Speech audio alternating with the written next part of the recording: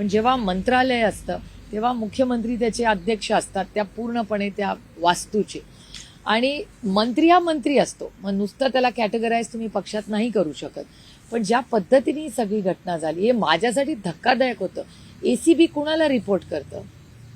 ACB हे report करतं home ministry, correct? ज्या 6व्या मजल्यावर महाराष्ट्राचे माननीय मुख्यमंत्री बसतात, होम मिनिस्ट्री माननीय मुख्यमंत्र्यांकडे, त्या माननीय मुख्यमंत्री ज्या 6व्या माळ्यावर बसतात त्या 6व्या माळ्यावरच्या होम मिनिस्ट्रीनीच 3ऱ्या-4थ्या मजल्याच्या त्यांच्याच कॅबिनेटमधल्या त्यांच्याच मंत्र्याच्या विथे एसीबी जाणं हे धक्कादायक नाहीये का? मग ही कंप्लेंट केली कोणी? माननीय मुख्यमंत्र्यांनी उत्तर दिलं पाहिजे याचं, की जर तिथे कोणीतरी टिप ऑफ दिला ना, मग हा टिप ऑफ कोणी दिला? स्वतःच्याच मंत्र्याला, स्वतःच्या मंत्रालय, ज्या मंत्रालयाच्या बिल्डिंगचे अध्यक्ष राज्याचे तुम्ही आहात, डिपार्टमेंट तुमचं आहे, तुम्हीच स्वतःच्या मंत्र्यावर रेड करता. मग ह्यांना टिप ऑफ म्हणजे इट्स म्हणजे इंग्रजीमध्ये अंडर हिज नोज.